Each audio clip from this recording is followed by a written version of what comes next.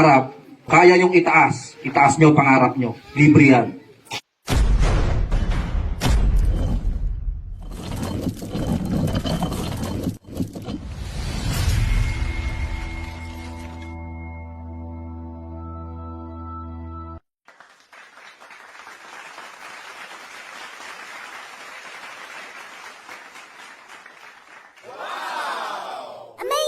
Magandang araw mga tol. Tara, samahan nyo ako sa panibago kong adventure.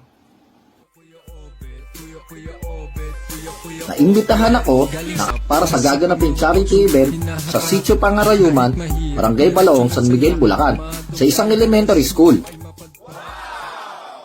Nakasama ko dito ang grupo ng Ugla na isang samahan dito sa San Miguel at ilang mga content creator o vlogger.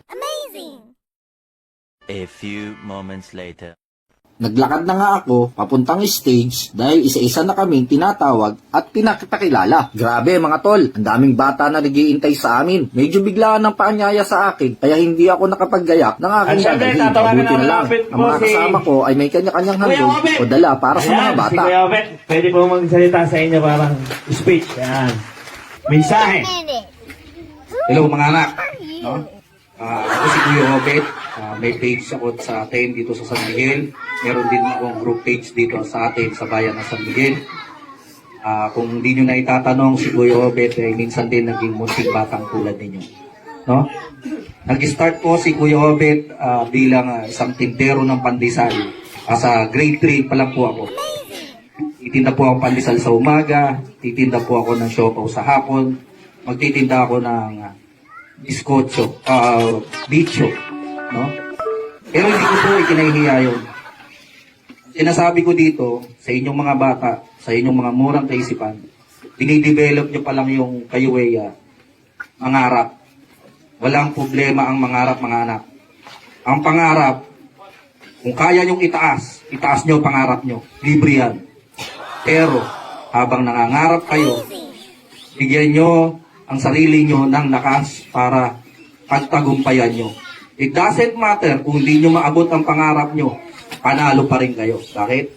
At least na itaas nyo estado ng pamumuhay nyo. At least na bago nyo ang buhay nyo. Maraming salamat sa inyo at magandang umaga. At salamat mga kapatid.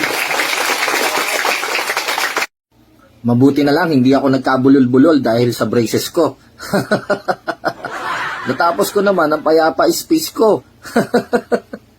Hindi ko nga lang alam kung nakinig sila. Eto, nagpapamigay na kami ng mga munting regalo para sa mga bata. Tinulungan ko na ang aking mga kasama para iabot ang kanilang sorpresang dala. Pagkatapos, nagtaligsahan naman sa pagsayaw ang mga bata. Patay na kayo! Actually, kanina pa ako nahirapan kung sino pipiliin ko. Pero may bet ako. Alam, viral yung paligid batang puso ni Kuya Obet. Binigyan ko isa o dalawa.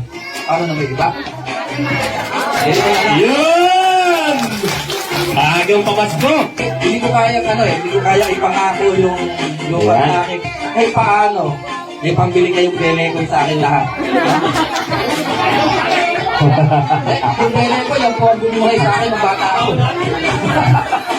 So, lahat kayo anak may premyo sa akin. May napipili talaga.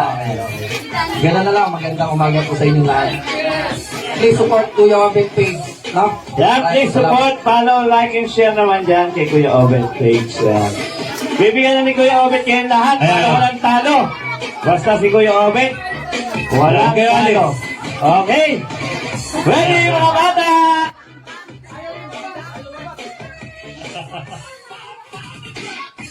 Ayan. Wow, ayan, para sa inyo doon yan.